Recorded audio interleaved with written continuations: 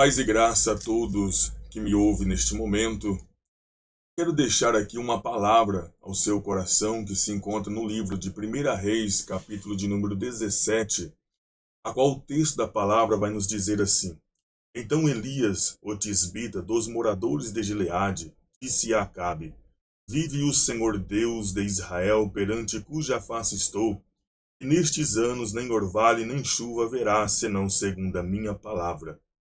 Depois veio a ele a palavra do Senhor, dizendo: Vai-te daqui e vira para o oriente, e esconde-te junto ao ribeiro de Querite, que está diante do Jordão.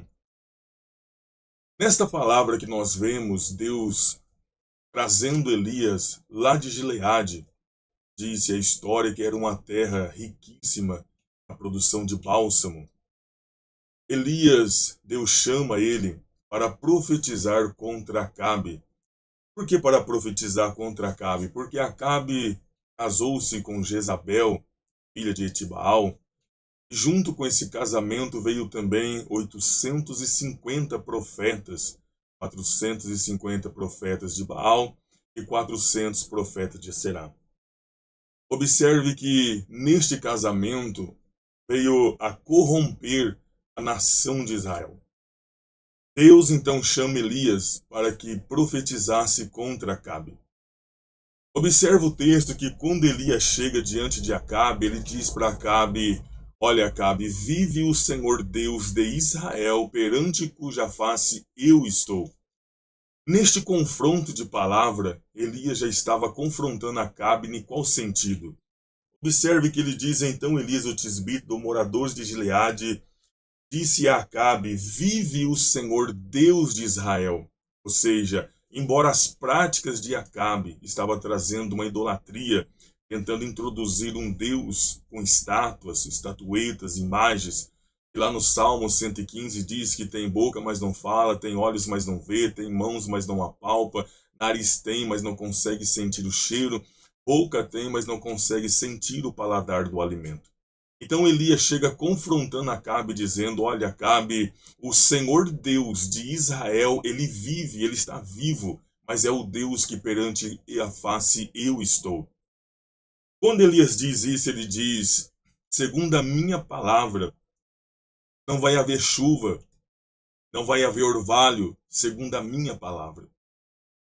Quando nós observamos esse texto, segundo a minha palavra, aí muitos diz que Elias profetizou segundo a sua própria palavra, mas se a gente der uma corrida no livro de Jeremias, capítulo 1, versículo 8 e 9, nós vamos ver Jeremias dizendo para Deus, tentando refutar-se do chamado, dizendo: Eu ainda sou uma criança.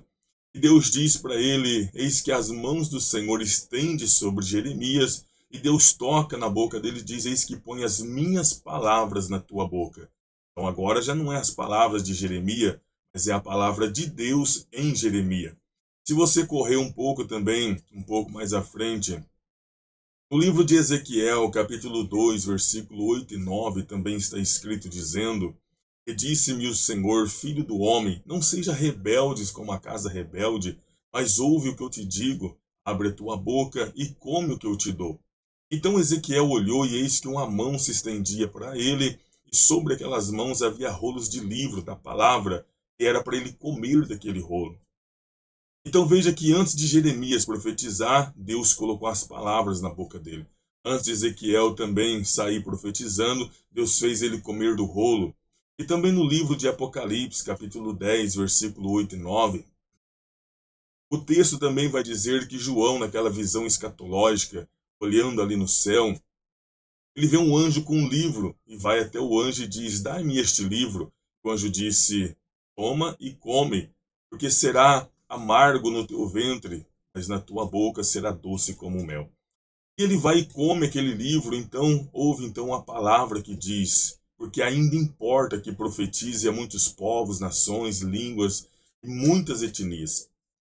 Então, ou seja, que havia ainda uma profecia sobre a vida de João, deveria profetizar, mas antes teria que comer do livro. Então, quando Elias profetiza, ele não está profetizando segundo a sua própria palavra, mas está profetizando segundo a palavra de Deus dentro dele agora. Porque assim é com um homem de Deus, uma mulher de Deus que fala em nome de Deus. Ninguém sai por aí falando de Deus sem antes conhecê-lo.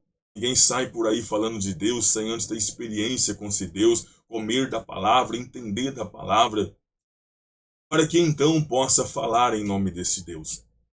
E assim foi com Elias. Mas o que eu acho interessante, seguindo um pouco mais à frente, o texto vai dizer que depois a palavra veio a ele dizendo: vai-te daqui e vira, no versículo 3, e vira-te daqui, vira, vai para o oriente, que está junto ao Jordão, de frente do Jordão. Este é um ponto muito interessante da palavra de Deus. Primeiro, Deus faz Elias profetizar, dizendo que Deus de Israel ainda vive, o teu Deus vive. Depois Deus faz Elias ir para o ribeiro de Querite, que está diante ou de frente do Jordão. Por que Deus fala isso? Porque se você pegar Querite na sua raiz etimológica, o nome, o significado etimológico, vai dizer que Querite significa corte ou separado, que vem de uma mesma raiz da santidade, da etimologia da santidade. Santidade significa viver à parte, separado.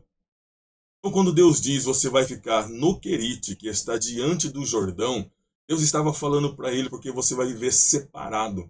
Não é junto com ninguém, é separado. Porque tem momento na nossa vida que é preciso viver separado. É preciso ter um tempo para Deus. É preciso a gente parar um pouco, observar a palavra, refletir, meditar. Aí entra um período de consagração, de santificação de nossas vidas ao Deus Todo-Poderoso.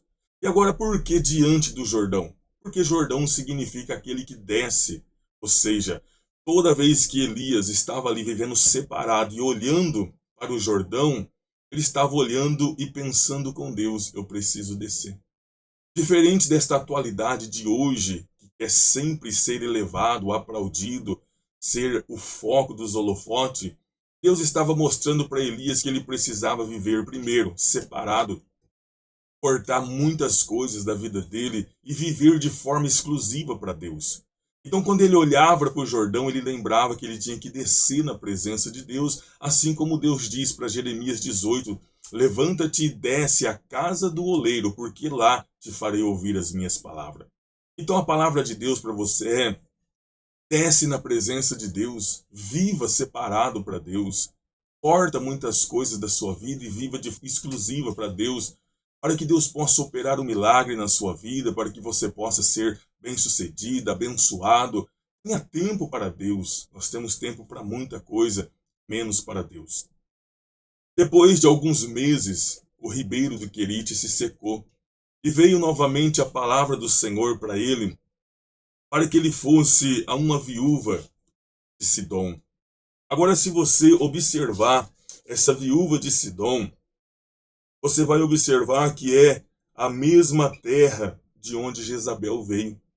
Ou seja, lá no versículo 31 do capítulo de número 16, observe a palavra do Senhor, desde do versículo 29 em diante, vai falar acerca de Acabe, do casamento dele com Jezabel, e vai falar também no versículo de número 31, que está escrito dizendo: e sucedeu que, como se fora coisa leve, andar nos pecados de Jeroboão, filhos de Nabate, ainda tomou por mulher Jezabel, filha de Etibaal, rei dos Sidônios.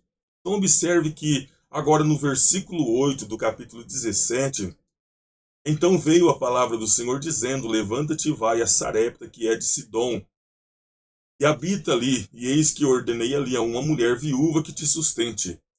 Observe que Jezabel trouxe para contaminar o povo de Deus toda aquela idolatria.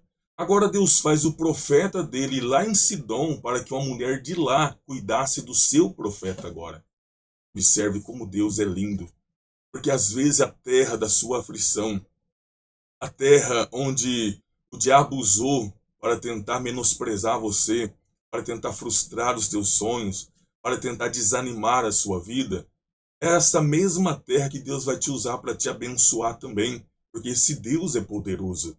Então observe que Jezabel, filha de Etibaal, trouxe lá todos aqueles profetas mentirosos, profetas falsos, profetas de idolatria. Agora Deus faz o seu profeta ir lá também na terra de Sidom, para que uma mulher de lá pudesse cuidar agora do seu profeta. Glória a Jesus por isso. E o que eu acho mais interessante, discorrendo o texto um pouco mais abaixo, quando nós chegamos no versículo 13, Elias lhe disse: Não temas, vai e faz conforme a tua palavra, porém faz disto primeiro para mim um bolo pequeno. Se você ler esse texto aqui, Elias, quando chega lá, ele pede alguma coisa que comer, essa mulher diz para ele: Olha, homem de Deus, eu não tenho nada em casa a não ser um pouco de azeite, um pouco de farinha. Não há mais nada em minha casa. Ele diz: Vai e faz primeiro para mim um bolo pequeno. Mas eu quero me ater aqui nesta parte B do versículo 13, que diz: Porém, dizendo, porém, faz disto primeiro para mim. Observe que a mulher, ela tinha só algum pouquinho ali de uma última refeição para ela e o seu filho comerem. Correr, porque não tinha mais. Agora o profeta chega e diz: Faz primeiro disso para mim. Ou seja, não é confrontar a fé da gente. Porque às vezes nós queremos sempre ir para a gente primeiro. E às vezes Deus está provando a sua fé, dizendo: Faz primeiro para mim. Ou seja, receba esta palavra neste momento. Deus está dizendo: Faz primeiro para mim. Porque se você confiar nele e fizer primeiro para ele, haverá uma bênção tão grande sobre a sua vida.